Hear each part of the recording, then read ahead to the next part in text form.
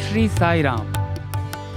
साई प्रेम वाणी के हमारे आज के प्रसारण में आप सबका हार्दिक स्वागत है। आज हम आप सबके लिए लेकर आए हैं सुमधुर कार्यक्रमों की मनमोहक कड़ी। आज के प्रसारण में आप दिव्य संदेश कार्यक्रम के अंतर्गत भगवान बाबा द्वारा लिखित महाग्रंथ भागवत वाहिनी का एक भाग एवं दिव्यानुभव प्रोग्राम के अंतर्गत एक कथा वार्ता सुनेंगे। हम आदर्श जीवन आनंद उपवन कार्यक्रम के अंतर्गत एक लघु नाटिका भी सुनेंगे। तो चलिए कार्यक्रम का शुभारंभ करते हैं।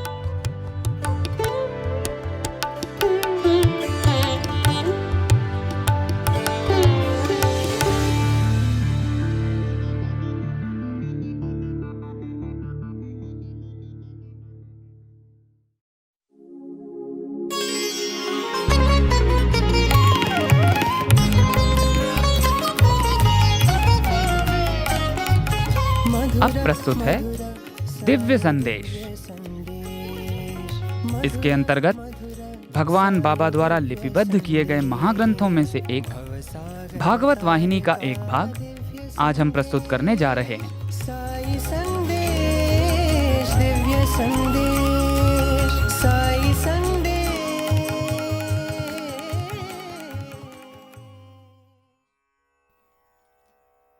अध्याय 9 कृष्ण का आरोहण। धर्मराज जो धृतराष्ट्र व गांधारी के चले जाने के शोक में डूबे हुए थे, उन्हें एक और असन्न दुख का आघात पहुंचा। जहां भी वह दृष्टि रखे खराब चिन्हों का ही समावेश देखा।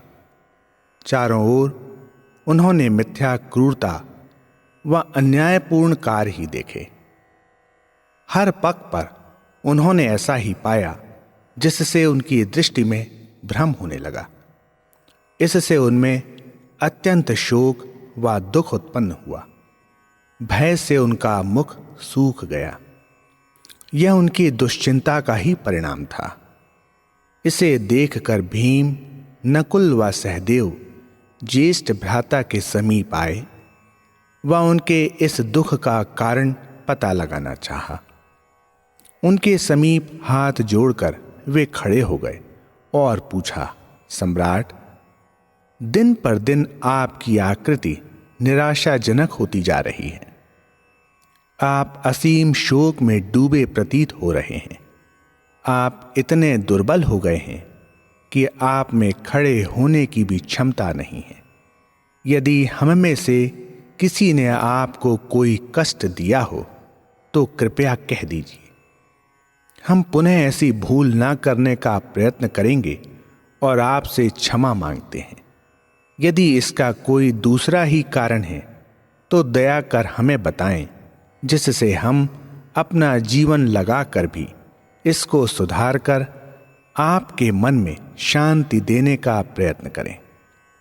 जब आपके पास हम जैसे वीर हैं जो किसी का भी सुधार कर सकते हैं, चाहे वह कितना ही ऊंच एवं शक्तिशाली क्यों ना हो, आपके लिए ऐसा उचित नहीं है कि दुख व शोक को प्रश्रय दें। आप हमें सूचित करें व आदेश दें कि क्या करना चाहिए। उन्होंने ऐसा कहकर प्रार्थना की। धर्मराज ने उत्तर दिया, मैं तुमसे क्या कह सकता हूं। सर्वत्र अशुभ चिन्हों को ही देख रहा हूं।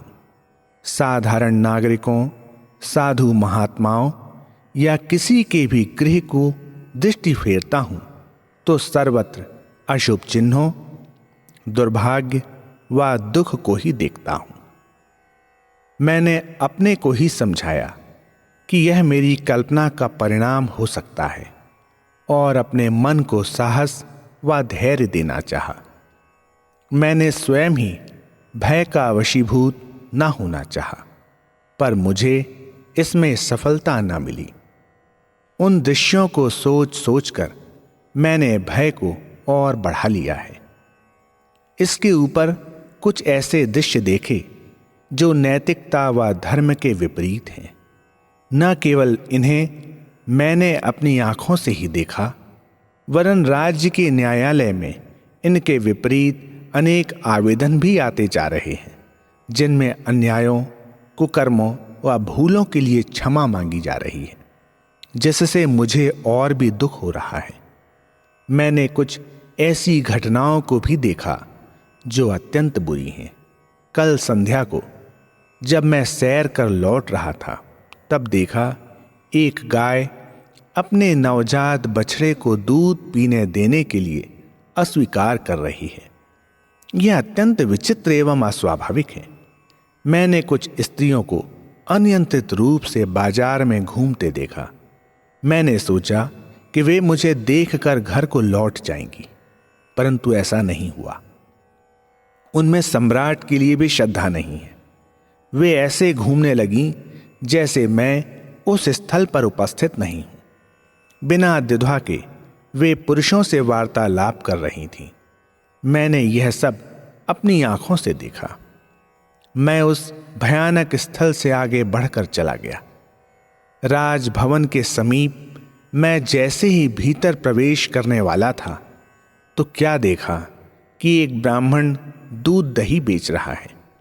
मैंने लोगों को देखा कि अपने अपने गृहों से निकलकर दरवाजों को लोहे के टुकड़े से बंद कर चले जा रहे हैं। मेरा मन इन सब दुखद परिवर्तनों के लिए व्याकुल है। मैंने इनको भुला देने का बहुत सोचा कि संध्या करूं और अग्नि को आहुति दूं। क्या तुम्हें बताऊं कि क्या हुआ? जितना भी मैं प्रयत्न करूं, अग्नि को जला ही ना पाऊं। कितना आपत्तिजनक था। मेरी यह दुश्चिंता कि यह सब किसी भयानक दुर्घटनाओं का सूचक है, वह कुछ और घटनाओं से भी बढ़ जाती है। ऐसी घटनाएं हर समय हमें संकेत दे रही हैं। इन्हें अस्वीकार करने में मैं अपने को अत्यंत ही दुर्बल पा रहा हूं। हो सकता है कलयुग का प्रारंभ हो रहा है या हुआ है। मुझे ऐसा ही विश्वास है। नहीं तो ऐसी घटनाओं को कैसे वर्णन करूं? एक स्त्री अपने स्वामी से कलह करके न्यायालय में कह रही है कि उसे उसके माता पिता के साथ लौटने दें और स्वामी को छोड़ दें, चाहे कुछ हो। मैं ऐसी घटनाओं से कैसे तर्क दूं कि उसको विवाह की समाप्ति करने दें, वह स्वामी को त्याग कर माता पिता के पास लौट जाए। न्यायालय में किसी स्त्री के द्वारा ऐसी एक घटना को लाया गया है। मैं कैसे इस प्रकार के घृणा योग्य व्यवहार को भूल जाऊं? इन घटनाओं को क्यों दोहराया जा रहा है? कल राजकीय घोड़शाला में घोड़ों ने क्रंदन शुरू किया था। क्या तुमने सुना था? मुझे यह सूचना साइसों ने दी। सहदेव ने इसके कारण का पता लगाना चाहा था, परंतु उन्हें पता नहीं लगा और वे आश्चर्यचकित थे। ये सब नाश का सूचक है। ये कोई छोटी व तुच्छ घटना नहीं है। धर्मराज यह कहते हुए गंभीर चिंता में निमग्न हो गए। भीम को इसमें जरा भी निराशा ना हुई।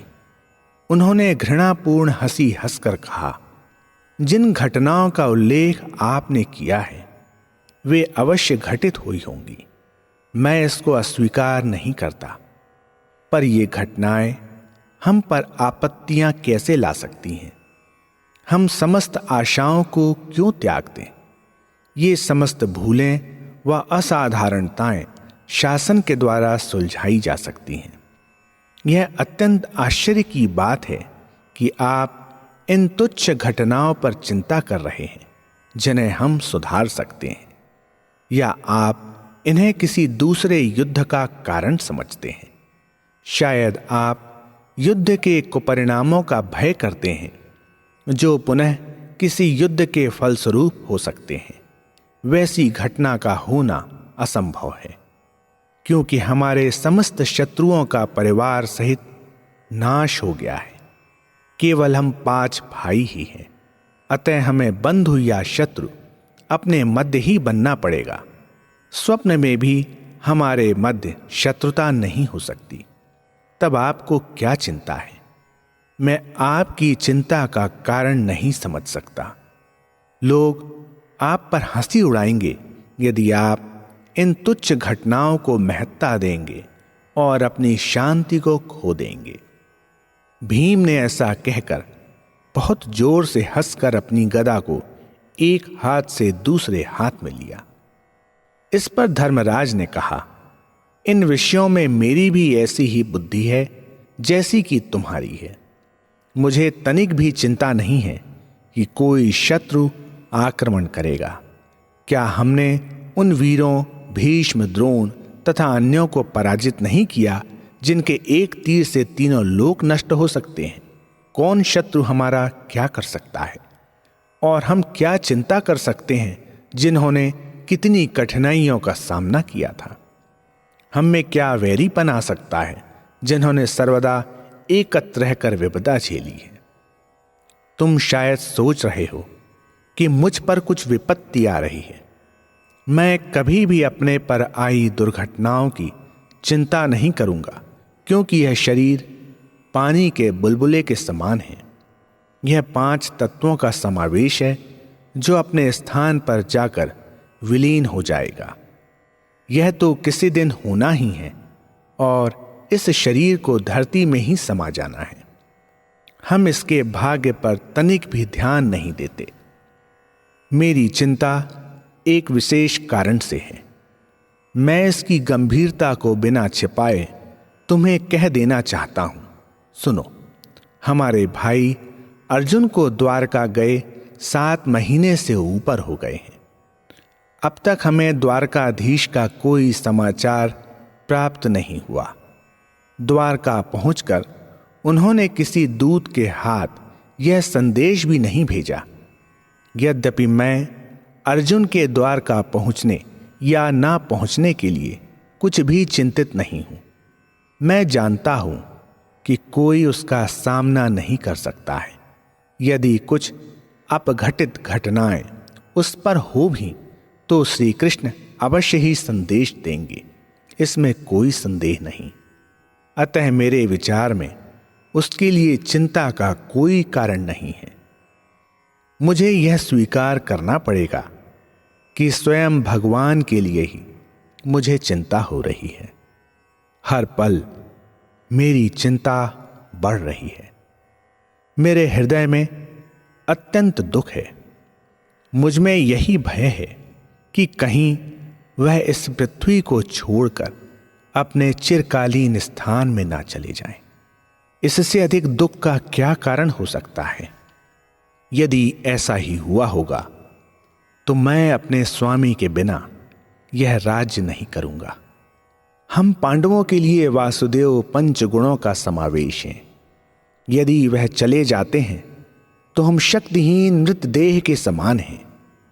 यदि पृथ्वी में भगवान रहें तो ऐसी अशुभ घटना नहीं घट सकती।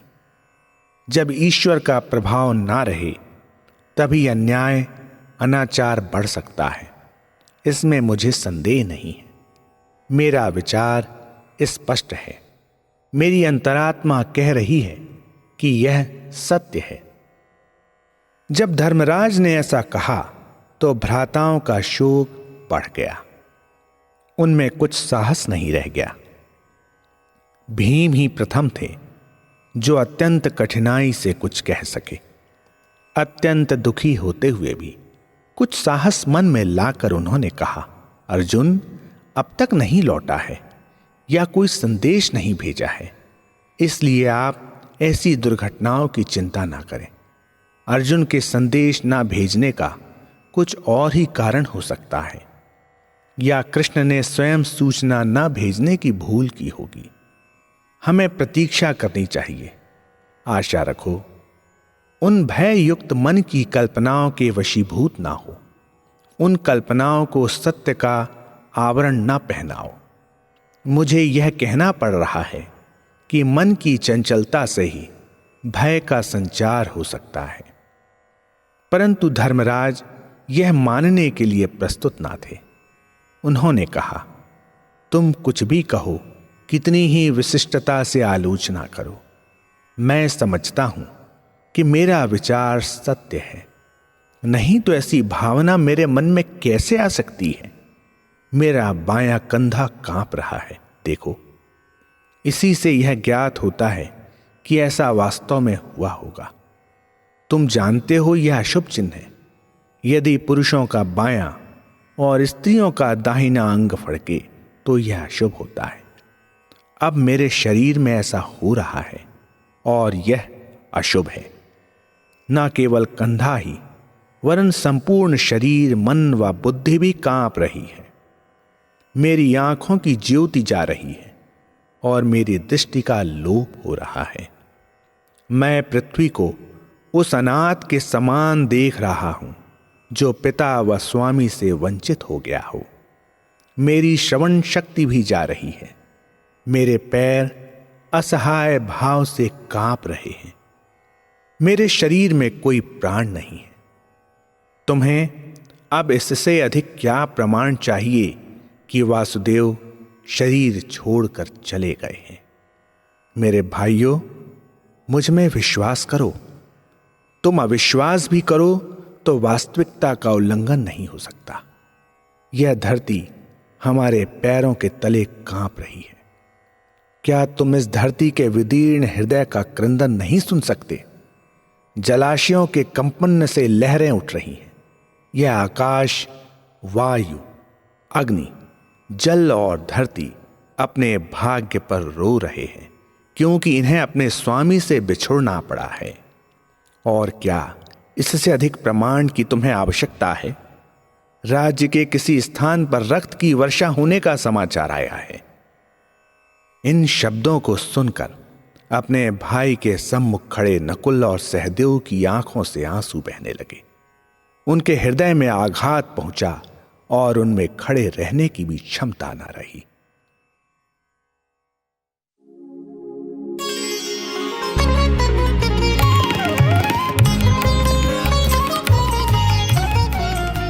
अभी आप सुन रहे थे दिव्य संदेश। साई दिव्य संदेश। आज आपने भगवान बाबा द्वारा लिपिबद्ध किए गए महाग्रंथों में से एक भागवत वाहिनी का एक भाग सुना। का दिव्य संदेश, साई संदेश, दिव्य संदेश, साई संदेश।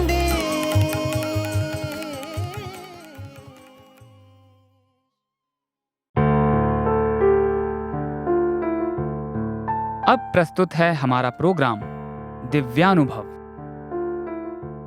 आज इसके अंतर्गत हम श्री ऋतुराज जी महाराज द्वारा भगवान के समक्ष सन 2010 के मार्च महीने में प्रस्तुत किए गए श्रीमद् भागवत सप्ताह का एक भाग सुनेंगे।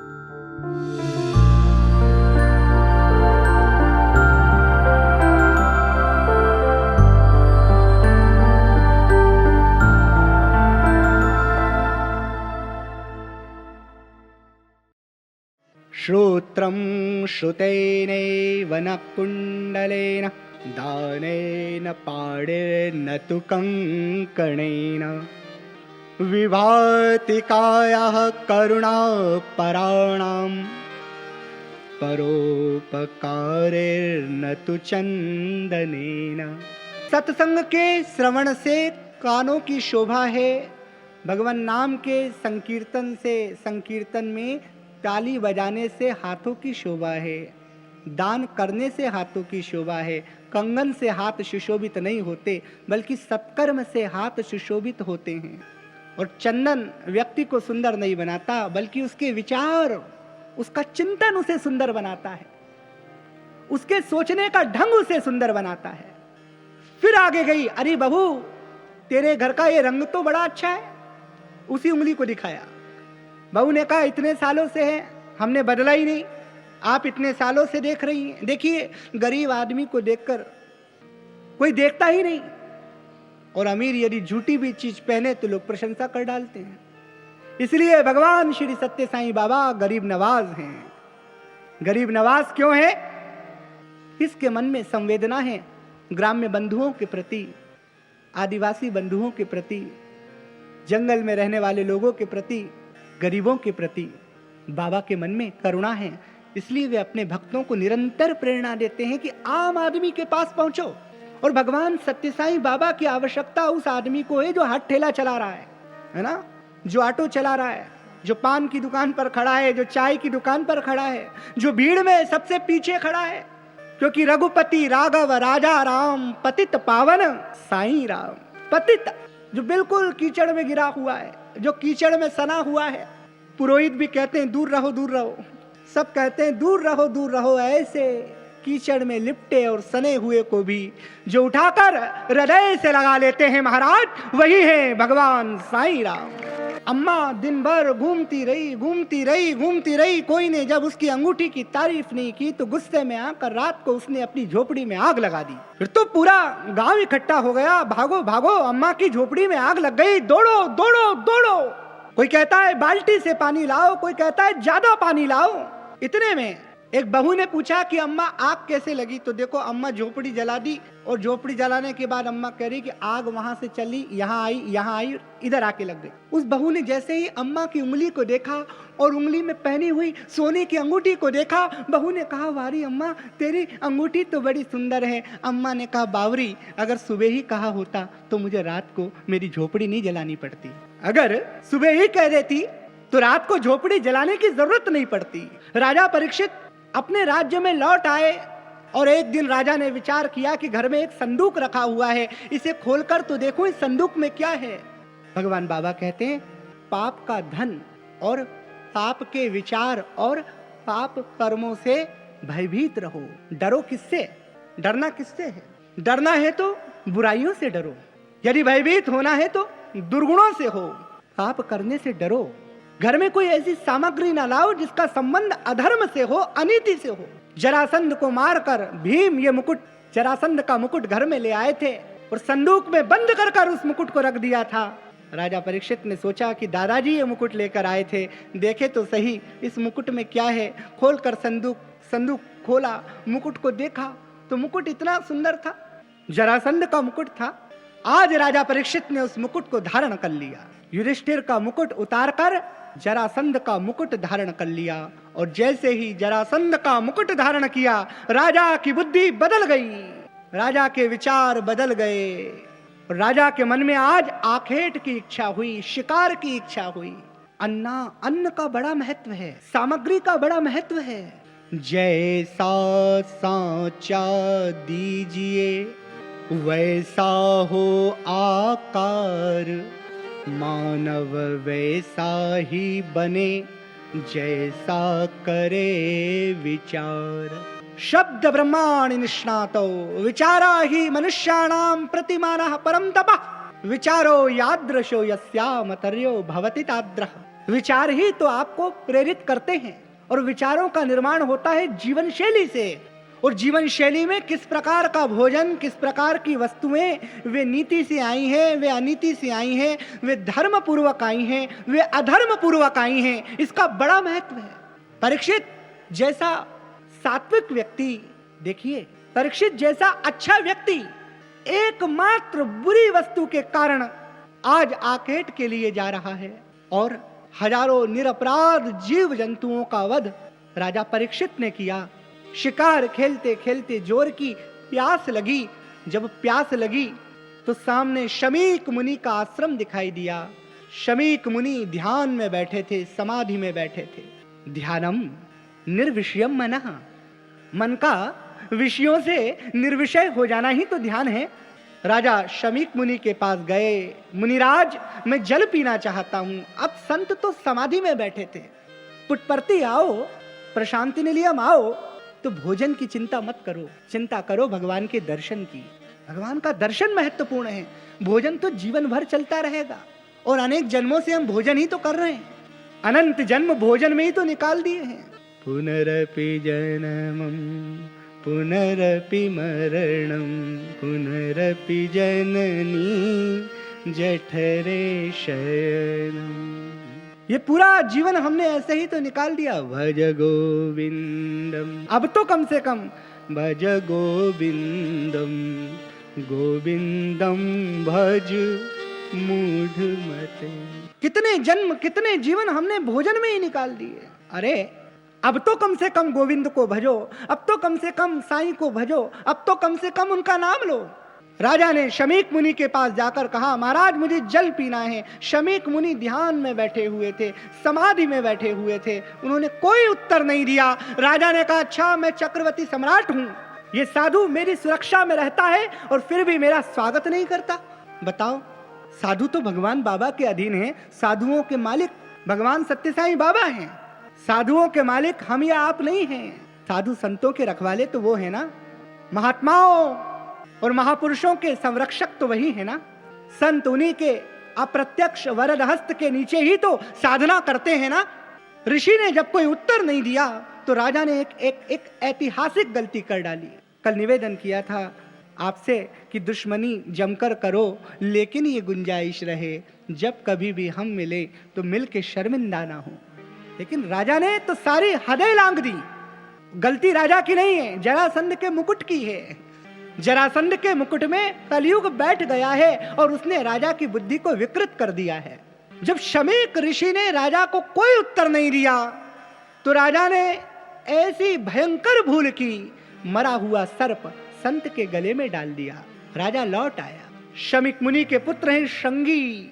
शंगी बड़े ही तेजस्वी हैं, शंगी बड़े ही उच्च कोटि के साधक हैं। साधना के जब आप साधना करते हैं, जब आप भगवान का नित्य दर्शन करते हैं तो वाणी सिद्ध होने लगती है, दृष्टि सिद्ध होने लगती है, चिंतन सिद्ध होने लगता है। जब आप नित्य भगवान का दर्शन करेंगे, नित्य भजन करेंगे, भगवान बाबा के द्वारा बताई हुई गई सेवाओं को जीवन में उतारेंगे तो सिद्धि का अर्थ क्या है? जीवन में सिद्धियां आने लगेंगी। आपकी वाणी, आपका मन, आपके विचार सिद्ध होने लगेंगे।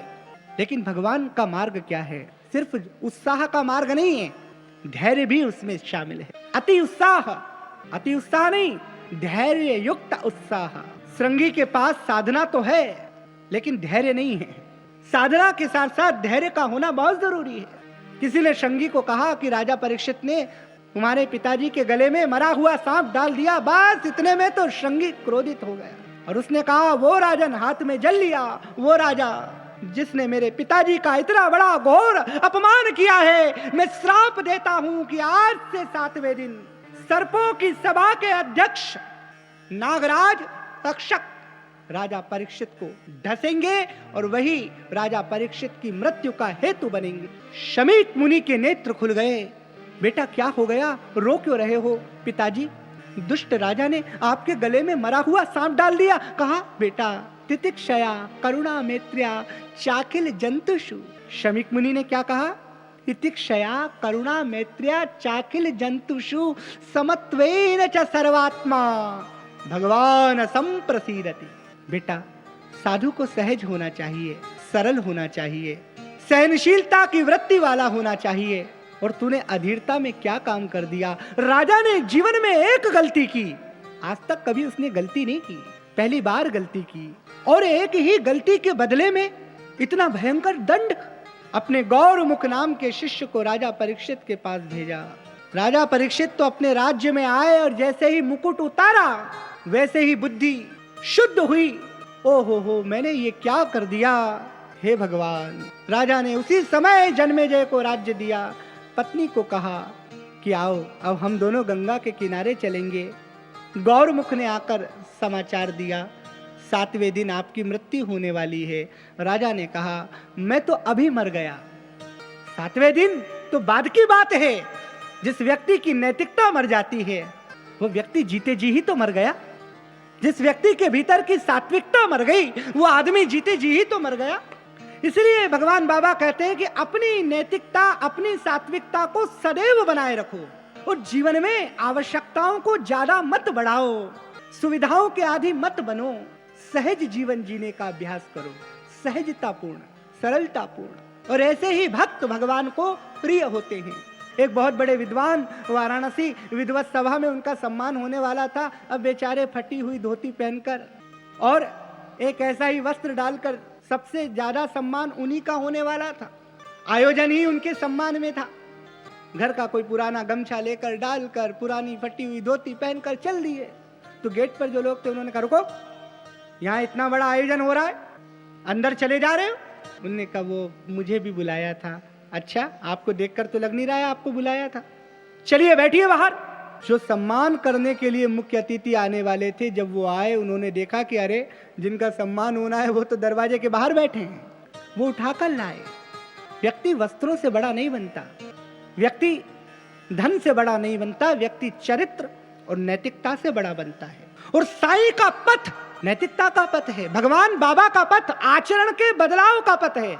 ये वाणी के विलास का पथ नहीं है, ये वाणी के विलास मात्र का मार्ग नहीं है, ये क्रियात्मक मार्ग है। बदलो, शर्त है कि बदलो और अपने आप को बदलो। बिना बदलाव के कुछ संभव ही नहीं है। और भगवान की कितनी करुणा, भगवान बाबा का कितना अनुग्रह। वे कहते हैं कि अगर तुम खुद को नहीं बदल सकते तो आओ मैं तुम्हें बदल देता हूं। इसलिए जब जब ये मन भटके, राजा परीक्षित तो गंगा के किनारे जाकर बैठ गए हैं और बस मन ही मन भगवान बाबा से प्रार्थना कर रहे हैं। ओ मन भूल मत जइयो साईं बाबा के चरण, मन भूल मत जइयो साईं बाबा के चरण, मन भूल मत जइयो साईं बाबा के चरण, मन भूल मत जइयो साईं बाबा के चरण, साईं बाबा के चरण मेरे दाता के चरण, साईं बाबा के चरण मेरे दाता के चरण, मन भूल मत जइयो साईं बाबा के चरण, मन भूल मत जइयो साईं बाबा के चरण, मन भूल मत जइयो साईं बाबा के चरण, मन भूल मत जइयो साईं बाबा के चरण, चरणारविंदम सदैव ये चरण स्मरण में रहें, ये श्री चरण विस्मृत ना हो पाए, अंतिम तक स्मृति बनी रहे, सदैव स्मृति बनी रहे। मन भूल मत जइयो साईं बाबा के चरण, मन भूल मत जइयो साईं बाबा के चरण, साईं बाबा के चरण मेरे दाता के चरण, साईं बाबा के चरण मेरे दाता के चरण, मन भूल मत जइयो साईं बाबा के चरण, मन भूल मत जइयो साईं बाबा के चरण, जाको श्याम और हेर जपे साईं साईं टेर, जाको श्याम और हेर जपे साईं साईं टेर, जाको श्याम और हेर जपे साईं साईं टेर, जाको श्याम और हेर जपे साईं साईं टेर, बांसुरी में बेर बेर करे नाम सोरटन, बांसुरी में बेर बेर करे नाम से रटन, मन भूल मत जइयो साईं बाबा के चरण, मन भूल मत जइयो साईं बाबा के चरण, साईं बाबा के चरण मेरे दाता के चरण, साईं बाबा के चरण मेरे दाता के चरण, मन भूल मत जइयो साईं बाबा के चरण, मन भूल मत जइयो साईं बाबा के चरण। अरे मन, इन चरणों को कभी विस्मृत मत करना, सदैव इन श्री चरणों का स्मरण करना। राजा परीक्षित भगवान बाबा के चरणों का स्मरण करते करते गंगा के किनारे बैठे हैं। और जब संतों को पता चला कि राजा संकट में हैं, तो सभी संत एकत्रित होकर परीक्षित की सहायता के लिए आए हैं। समाज में जब अच्छे लोगों पर संकट आता है तो पूरा समाज उनकी सहायता के लिए आता है। जिन्होंने समाज का हित किया है, जिन्होंने समाज के लिए अपने जीवन में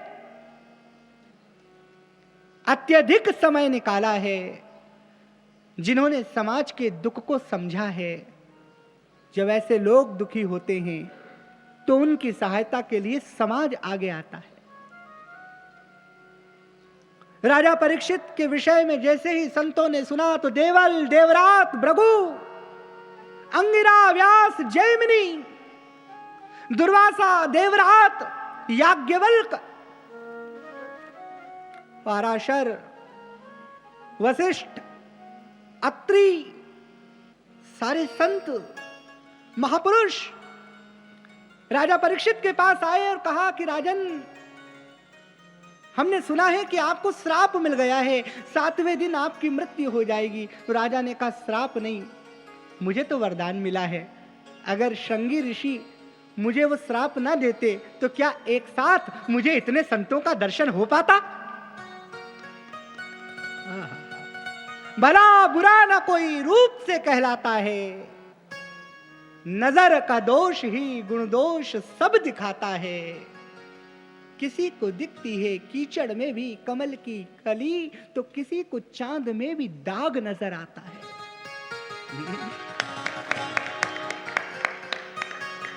किसी को दिखती है कीचड़ में भी कमल की कली, तो किसी को चांद में भी दाग नजर आता है। देखने का ढंग है, जैसी दृष्टि वैसी सृष्टि। राजा से कहा, अब बताएं। राजा ने कहा, बस 7 दिनों में मुक्ति चाहिए। 7 दिनों में मुक्ति? सभी के पास तो 7 दिन है भाई। 7 दिन तो सभी के जीवन में है ना, 8वां दिन कौन सा है? सप्ताह में 7 ही तो दिन होते हैं, 8वां दिन तो होता नहीं। ये स्थिति राजा परीक्षित की नहीं है, हर जीव की यही स्थिति है। कौन किस क्षण चला जाए कुछ पता नहीं, किस पल चला जाए कुछ पता नहीं। कल रात को तो फोन आया था, फोन पर कह रहे थे कि सुनो, अपन घूमने चलेंगे, आप भी तैयार रहिएगा, मैं भी तैयार रहूंगा। और पता चला कि इतने लंबे घूमने गए, फोन के बाद की अभी तक लौटे ही नहीं। धनानि भूमौ पशवश्च गोष्ठे भार्याग्रह द्वाराणि जना श्मशाने। और ऐसे घूमने गए कि पत्नी 7 फेरे कर लगा कर कहती है, जाइए, अब मैं भी आपके साथ आगे नहीं जा सकती। घर कहता है कि मालिक जाइए, अब मैं भी आपके साथ आगे नहीं जा सकता। शमशान तक रिश्तेदार जाते हैं, कहते हैं बहुत अच्छे आदमी थे, कल तो फोन ही किया था और देखो रात भर में क्या हो गया। पुत्र चिता को अग्नि देने के बाद कहता है कि पिताजी जाइए, मैं भी आपके साथ आगे नहीं जा सकता। और पता है, अग्नि में जलने के बाद शरीर कहता है कि जाओ, अब मैं भी आपके साथ आगे नहीं जा सकता। तो महाराज, जब धर्म पत्नी साथ नहीं जाती, खुद का लड़का साथ नहीं जाता, संपत्ति साथ नहीं जाती, मित्र साथ नहीं जाते, स्वजन और रिश्तेदार साथ नहीं जाते, तो साथ जाता क्या है? साथ भगवान बाबा का नाम, और साथ भगवान बाबा की कृपा, और साथ धर्म जाता है, और कुछ साथ नहीं जाता। धनानि भूमौ पशवश्च गोष्ठे भार्यग्रह द्वाराणि जना श्मशाने। कर्मानुगो गच्छति जीव ऐसा। कर्म के आधार पर व्यक्ति जाता है, उसके कर्म उसके साथ जाते हैं, उसका धर्म उसके साथ जाता है। और क्या साथ जाता है? कोई आज गया हो, कोई काल गया, और कोई जावन हार तैयार खड़ा।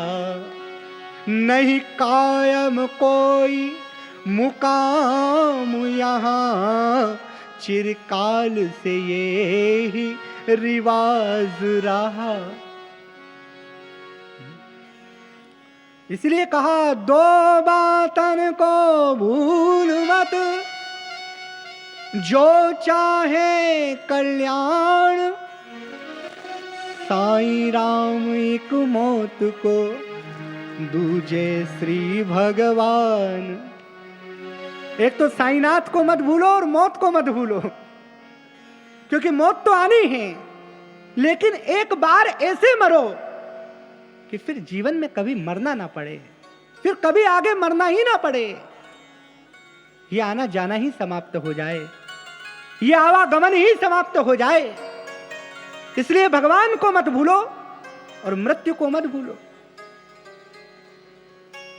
सब संतों ने कहा, किसी ने कहा 1 महीना, किसी ने कहा 2 महीना, किसी ने कहा 20 दिन में मुक्ति मिलेगी, किसी ने कहा 12 दिन में मुक्ति मिलेगी, किसी ने कहा 10 दिन में मुक्ति मिलेगी, लेकिन 7 दिन, सब कह रहे हैं 7 दिन तो संभव नहीं है, 7 दिन में कैसे मुक्ति मिलेगी।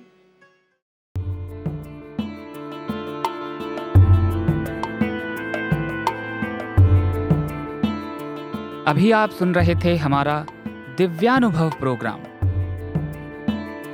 आज इसके अंतर्गत आपने श्री ऋतुराज जी महाराज द्वारा भगवान के समक्ष सन 2010 के मार्च के महीने में प्रस्तुत किए गए श्रीमद् भागवत सप्ताह का एक भाग सुना।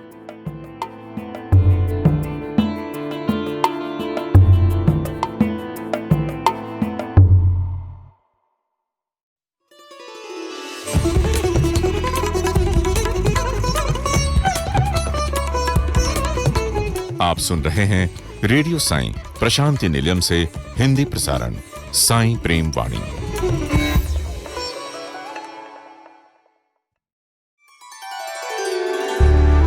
अब प्रस्तुत है हमारा आदर्श जीवन आनंद उपवन कार्यक्रम।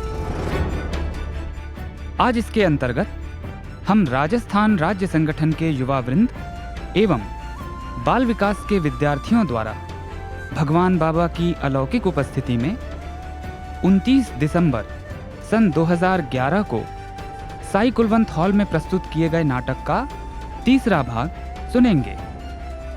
इसका शीर्षक है अमृत पुत्र स्वामी विवेकानंद।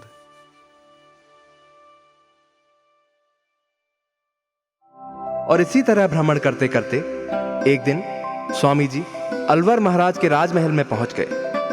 अलवर के महाराजा की उस समय के समाज सुधारक आंदोलन आर्य समाज में गहरी आस्था थी।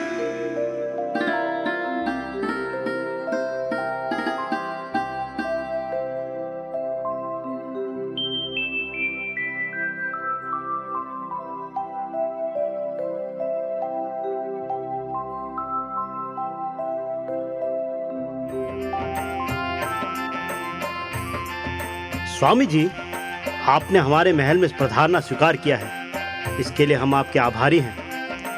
स्वामी जी, आपके बारे में बड़ी कहानियां सुनी हुई हैं। मैं सोचता हूँ कि उनमें से कुछ अच्छी भी होगी महाराज। अरे सब की सब घड़ी मजेदार हैं। अब तो आपकी प्रसिद्धि बढ़ रही है। लोग कह रहे हैं कि साधु महात्माओं में आप सबसे अलग हो, बहुत अलग हो। आपकी विचारधारा प्रगतिशील है। वो क्या किस्सा है दीवान जी? स्वामी जी एक शूद्र के साथ भोजन कर रहे थे, क्यों दीवान जी? जी महाराज, नगर में यही चर्चा हुआ है कि स्वामी जी हिंदू जात प्रथा ने कोनी माने हैं, और इससे भी बढ़कर स्वामी जी की परवाह भी कोनी करे है कि सामने वालों हिंदू है या मुसलमान या और कोई जात रो। स्वामी जी रो माननो है कि सब एक ही भगवान की पूजा करे है। क्या स्वामी जी ये बात सच है? जी महाराज। मगर हिंदू होते हुए भी आप इस बात की उपेक्षा नहीं कर सकते हो कि एक शूद्र के साथ भोजन करना पाप है। महाराज, मैं जाति प्रथा को घृणित समझता हूँ। इसकी वजह से हमारे देश के लोगों को भयानक अपमान सहना पड़ा है। इससे जो पतन हुआ है वो शर्म की बात है। हमारा धर्म रसोई घर में पहुंच चुका है। चूल्हा और भोजन हमारे भगवान हो गए हैं। मुझे मत छूना, मैं पवित्र हूं। हमारा धर्म, मैं क्या, हर व्यक्ति अंधविश्वासी मूर्ख होने के बदले नास्तिक होना चाहेगा। स्वामी जी, आप अंधविश्वास के खिलाफ हो ना, लेकिन मूर्ति पूजा में आप बुराई ना समझो। अब ई बात रो समाधान किया करोला। मैं मूर्ति पूजा में विश्वास को नहीं कर सकूं। ई बारे में आप क्या कहोगे? ये किसका चित्र है? महाराज का। दीवान जी, कृपया इस चित्र को उतारिए। दीवान जी, इस पर थूकिए। मैं कह रहा हूं, थूकिए इस चित्र पर। स्वामी जी, ये आप मुझे की वास्ते कह रहा हो? ये महाराज रो चित्र है, ये मैं किया कर सकूं हूँ? लेकिन ये तो सिर्फ कागज का एक टुकड़ा है। ना तो इसमें महाराज की हड्डियां हैं, ना मांस है, ना रक्त है, ना तो ये महाराज की तरह बोलता है, ना ही उनकी तरह व्यवहार करता है। फिर भी आप इस पर थूकने से इनकार कर रहे हैं, क्योंकि इस चित्र में आप अपने महाराज के रूप की छाया देख रहे हैं। यही बात उन भक्तों पर लागू होती है जो पत्थर या धातु की देवी देवताओं की मूर्तियों की पूजा करते हैं। प्रतिमा उनके मन में उनके इष्ट को लाकर खड़ा कर देती है, और वो इस बात में मदद करती है कि वो अपने प्रभु में मन रमा सके। उस समय वो पत्थर या धातु की मूर्ति की पूजा नहीं करते। महाराज, सभी लोग एक ही ईश्वर की पूजा करते हैं, उस ईश्वर की जो परम आत्मा है, शुद्ध ज्ञान की चरम सीमा है। और ईश्वर भी लोगों को उनके ज्ञान और उनकी समझ के अनुसार दर्शन दिया करते हैं। स्वामी जी, आपने मेरी आंखें खोल दी। दीवान जी, तस्वीर को उसकी जगह पर टांग दीजिए।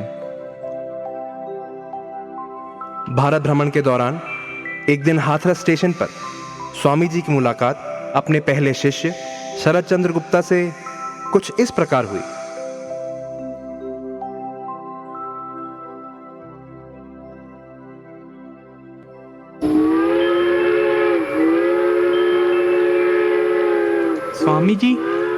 स्वामी जी, आप कहाँ से आए हैं? एक बहुत लंबा सफर तय करके। क्या आप थोड़े दिन यहाँ रुकेंगे?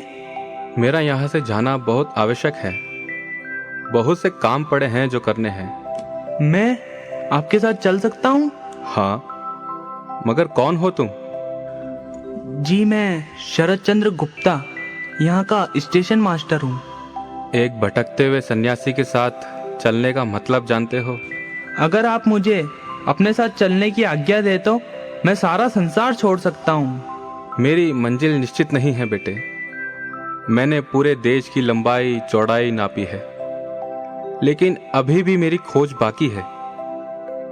मेरे गुरुजी कहा करते थे कि अपनी मातृभूमि को नवजीवन देने के लिए अपने जीवन को न्योछावर कर दो। मैंने बहुत दुख देखा है मेरे बच्चे, इतना दुख कि मेरा हृदय भर गया है। अगर तुम एक ऐसे सन्यासी का साथ चाहते हो जो पर्वतों के एकांत में ध्यान लगाकर संतुष्टि पाता है, तो मैं तुम्हारे मतलब का आदमी नहीं हूं। जब आप सो रहे थे तो मैं देख रहा था, मैंने आपके प्रवचन सुने हैं। वो एकमात्र आप ही हैं जिनके पीछे मैं चलना चाहता हूँ। देखो, ये काम सरल नहीं है। जी, अगर आप साथ देंगे तो सब सरल हो जाएगा स्वामी जी। अच्छा बेटा, जैसी तुम्हारी इच्छा।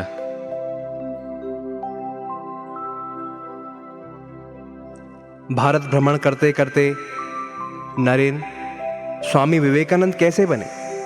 कौन था जिसने उन्हें विश्व धर्म सम्मेलन में जाने के लिए प्रेरित किया? वे थे खेतड़ी के महाराजा अजीत सिंह। एक दिन उनके आग्रह पर वे राजमहल में पधारे और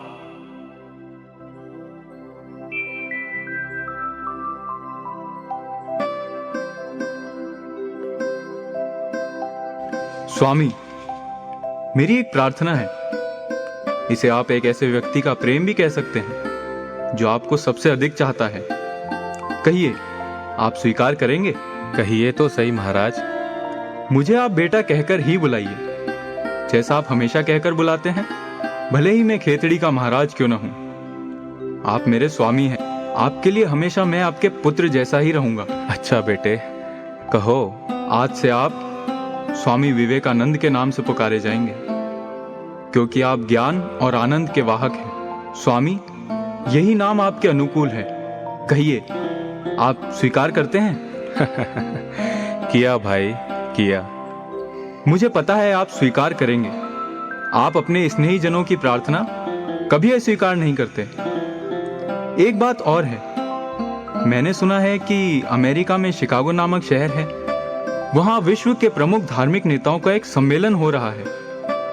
यह धर्म की एक बहुत बड़ी महासभा होगी। स्वामी जी, आप अक्सर कहा करते हैं कि आज इस बात की जरूरत है कि दुनिया भारत को आध्यात्म की भूमि के रूप में स्वीकार करे। आपको वहां जाकर भारत का प्रतिनिधित्व करना चाहिए। मैं अमेरिका में धर्म सभा? किंतु कोई बात नहीं, हर चीज का प्रबंध हो जाएगा। सिर्फ आप ही हैं जो दुनिया को समझा सकते हैं कि सच्चा धर्म क्या है और हमारी पुण्य भूमि भारत को क्या प्रदान करना है। आपने मुझे बड़ी अच्छी तरह से समझाया। अब आप सारे विश्व को समझाइए। अभी ये बहुत बढ़िया अवसर है। सारी दुनिया को अपने विचारों का उपहार दें। इनकार न करें स्वामी जी, इनकार न करें। लेकिन मुझे पता नहीं है कि मैं इस कार्य के योग्य हूं भी या नहीं। आप योग्य नहीं हैं? स्वामी विवेकानंद योग्य नहीं हैं? आप, सिर्फ आप ये कार्य कर सकते हो। मैं ये अच्छे से जानता हूं और शीघ्र ही सारी दुनिया भी जान जाएगी। अच्छा, आपकी आज्ञा हो तो मैंने आज आपके मनोरंजन के लिए कुछ प्रबंध किया है।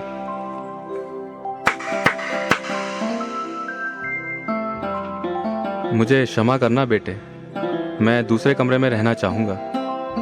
एक सन्यासी के लिए इस तरह के मनोरंजन की आज्ञा नहीं है।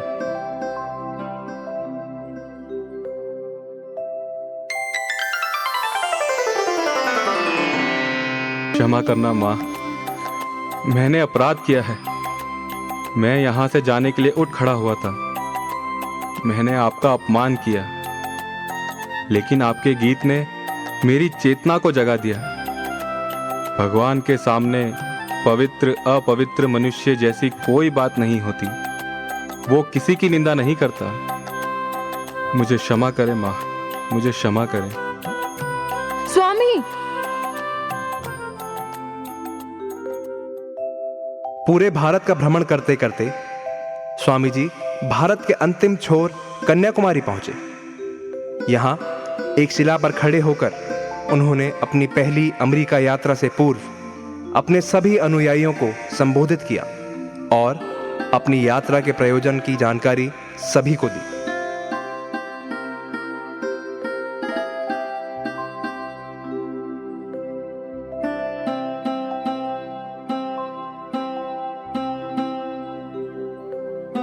मैंने पूरे भारत की यात्रा की, किंतु मुझे बहुत ही दुखद अनुभव हुआ। लोगों की गरीबी देख मैं अपने आंसुओं को रोक न सका। और अब मेरा यह दृढ़ विश्वास है कि गरीबी और कष्ट को दूर किए बिना भारत के लोगों के लिए धर्म का प्रचार कोई मायने नहीं रखता है। किसी भूखे से धर्म की बात करना पाप है। मैं भारत के दीन दुखियों के लिए वहां से समाधान लाने की कोशिश करूंगा। मैं पश्चिम के सामने यह कहूंगा कि अगर भारत बीमार या तंदुरुस्त है तो उसका संबंध पूरी दुनिया से है। अगर भारत डूबता है तो पूरी दुनिया डूबती है। बदले में बाहरी दुनिया को भारत के आत्मा और ईश्वर संबंधी ज्ञान, उसकी आध्यात्मिक विरासत, त्याग द्वारा सच्चे मोक्ष के आदर्श की आवश्यकता है।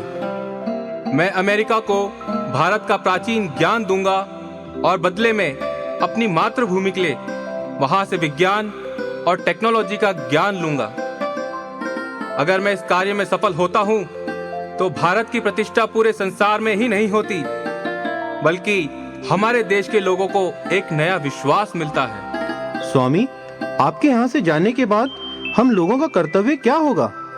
हम लोग ईश्वर की सेवा कैसे करेंगे? काम, काम, काम। चक्कों की जगह अपने कंधों को रखो और ईश्वर की मनुष्य में सेवा करो। ईश्वर तुम्हें सदा आशीर्वाद देंगे।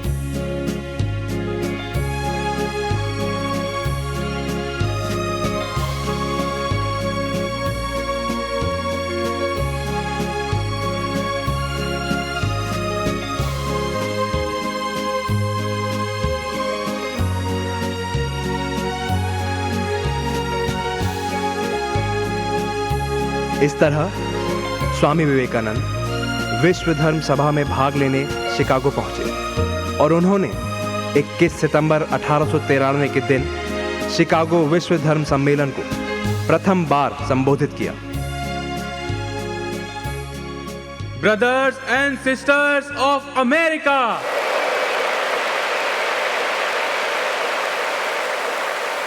जिस तरह विभिन्न नदियां भिन्न भिन्न स्रोतों से निकलकर समुद्र में मिल जाती है, उसी तरह हे प्रभु भिन्न भिन्न रुचि के लोग टेढ़े मेढ़े उबड़ खाबड़ सीधे रास्तों पर चलते हुए तुझी तक पहुंचते हैं।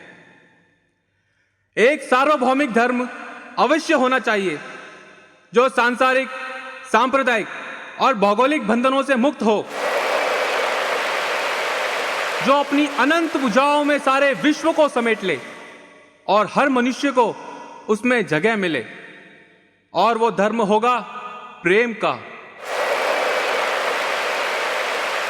There will be only one religion, the religion of love. आप लोग ऐसा धर्म सामने रखिए कि तमाम राष्ट्र आपके पीछे चल पड़ेंगे, चाहे जो हो। हिंदुओं के ब्रह्म, मुसलमानों के अल्लाह, बौद्धों के बुद्ध, जरादुष्टिनों के अहरो मादा, यहूदियों के यहोवा और स्वर्ग में स्थित ईसाइयों के पिता। वो आपको शक्ति दे ताकि आप अपने विचारों का, उच्च विचारों का पालन कर सके। ईसाइयों को हिंदू या बौद्ध नहीं बनना है और ना ही बौद्ध और हिंदू को ईसाई ही बनना है, बल्कि प्रत्येक व्यक्ति को अपने धर्म का एक सच्चा अनुयायी बनना है। हर धर्म को अपनी खासियत बनाए रखते हुए दूसरे धर्म की शक्ति को अपने आप में शामिल करना है।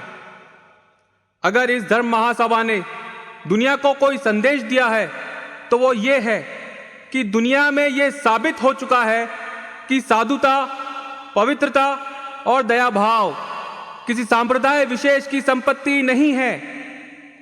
हर धर्म ने उच्च चरित्र के स्त्री और पुरुष को जन्म दिया है, लेकिन अगर फिर भी कोई एक व्यक्ति यह समझता है कि मेरा धर्म तो जीवित रहे और बाकी तमाम धर्म समाप्त हो जाए, तो मुझे उस पर दया आती है और मैं उससे कहता हूं कि तमाम रुकावटों के बावजूद धर्म की ध्वजा पर, हर धर्म की ध्वजा पर लिखा होगा कि मेल करो, फूट नहीं।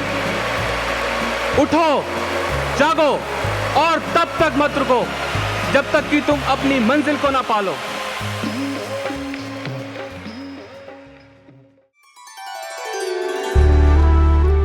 अभी आप सुन रहे थे हमारा कार्यक्रम आदर्श जीवन आनंद उपवन। आज आपने राजस्थान राज्य संगठन के युवा वृंद एवं बाल विकास के विद्यार्थियों द्वारा भगवान बाबा की अलौकिक उपस्थिति में 29 दिसंबर सन 2011 को साई कुलवंत हॉल में स्वामी विवेकानंद जी के जीवन पर प्रस्तुत किए गए नाटक का तीसरा भाग सुना।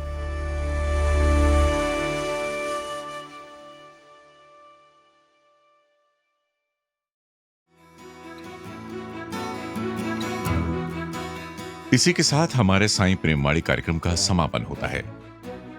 उम्मीद है हमारा आज का कार्यक्रम आपको पसंद आया होगा। अपने सुझावों को हम तक ईमेल या व्हाट्सएप द्वारा जरूर भेजें। हमारा पता है listener@radiosai.org, listener@radiosai.org। हमारा व्हाट्सएप नंबर है 9393258258। हिंदी भाषा में हमारी ये सभी प्रस्तुतियां YouTube पर भी उपलब्ध हैं। इन्हें वहां देखने व सुनने के लिए हमारे YouTube channel radio Sai Hindi को सब्सक्राइब करें और कमेंट बॉक्स में अपने सुझाव देना न भूलें। हमारी वेबसाइट पर हमारे कार्यक्रमों को अपनी इच्छा अनुसार सुनने के लिए आप radiosai.org/hindi पर इनको डाउनलोड भी कर सकते हैं। प्रिय श्रोताओं, किसी ने कहा है कि अपनी ही गलतियों से बेखबर हैं हम, हजार खताएं माफ कर वो मेहरबान हैं। हम प्रेम का कतरा हैं, चिंगारी हैं, लहर हैं, वो प्रेम के समंदर का मुकम्मल बयान है। हमारे प्रिय स्वामी, आपने हजार गलतियां क्षमा कर हमें अपने प्रेम से सराबोर किया। ये रसधारा अनवरत बहती रहे, इसी प्रार्थना के साथ ये प्रसारण अब समाप्त होता है। सभी श्रोताओं को धन्यवाद। साईं राम।